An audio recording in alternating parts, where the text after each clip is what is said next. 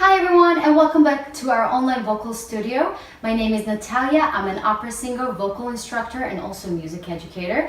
And if you didn't do so, I would love for you to press the subscribe button right here to get some more free tips every single week.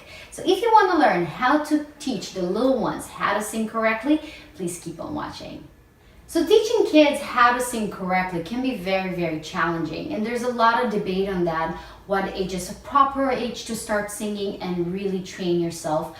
But I really think that it's an individual thing and every kid is different. But you really see the sign when you see a kid that is really truly passionate about singing. He's already singing, so he better already acquire good habits from a younger age. That's my personal belief. Now I'm going to share with you some tips and guidelines how to take technique, right? This kind of heavy subject, to make it more fun and creative for them, because this is what it's all about. You don't really want to train them and have them think about technique and be very serious about that. You want to try to take whatever you want them to get out of that class and have it much engaged and fun as possible. So the first thing I want to teach you today, first of all, we have to teach them about proper posture and breathing correctly, right? These are the fundamental things you can start already, have them thinking about that. So the first thing I do with them about thinking about breath support and correctly having a true correct breath, is thinking about a big balloon, right? So I always tell them, take a big breath like a big balloon. And imagine you have a tiny hole and you need to squeeze air through that tiny hole like that. And make sure the balloon is not blown away. You want it to make it as big as possible, the long as you can, okay? So let's do it together, right? Take your breath in.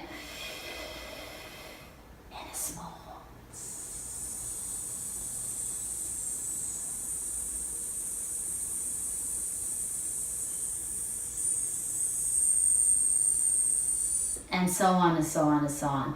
And it's really engaging for them, and they really visualize this big balloon and this tiny hole, and they really implement it into their body. So I hope it helped. Another thing you can do, talking about breath support and creating coordination between your vocal cords and diaphragm, is the lip trills, right? And lip trills, it's something you can start already talking about with them. And the way I do with this is actually think about like circles. So I always tell them, let's do 3 circles today, okay? On one breath using lip trills, okay? So if it's still hard for them, always tell them, take their hands and press slightly to their cheeks so their lips gonna be nice and loose and create this vibration. So taking a breath in and creating 3 circles on one breath. Ready? Take your breath in.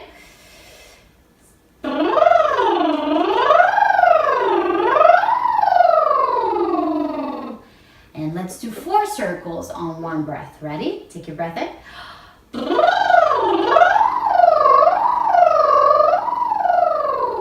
Good job. And you can do it slowly or as high and low, okay? You can play with that. Very good. Now, another thing you can do with them is always having animal sounds. Now, animal sounds, it doesn't seem scary, doesn't seem very serious, right? It's natural. So what I like to do is I call it the bumblebee exercise, and it's also teaching them about breath support. It's also teaching them about movement, high and low, and sustain the breath as long as possible. So what I do, I take a stick with a bumblebee on it, and you can create your own, and I'll tell them follow the beat. So I'll tell them the little bee wants to get from point A to B, but she has all those bumps in the way and she's going up and down, and we need to follow her and help her using our sound. So what I do, I first of all talk about what it's supposed to sound like. The humming sound, right? It's very good for them because it's very soothing. It doesn't strain the voice, and it's teaching them to focus their voice, okay? And the sensation they need to feel is kind of like this buzzing in here, okay? So let's try to do it together. Just hum. And if they're still having problem, I always tell them, imagine you taking a big bite from your favorite cake. Oh yeah, they're already yours. So imagine you taking this big bite. Is so good. Okay, and there you go. You're gonna have that sound, promise you. So you're gonna take this bumblebee and going up and down. Let's do it from A to B. Ready? Breath in.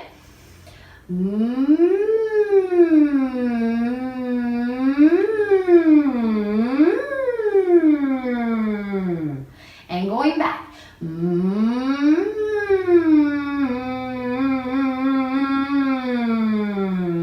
And so on and so on. You can extend it, do longer, you can do shorter, you can higher, you can lower, you can do whatever you want. It's kind of nice way for them to train all those things. Okay, and another one, you can do just animal sound like a cow. This is a perfect vowel for them to create this big, beautiful, full voice. Moo, right? Sounds funny, but put it into our music. Moo. And going up. Moo.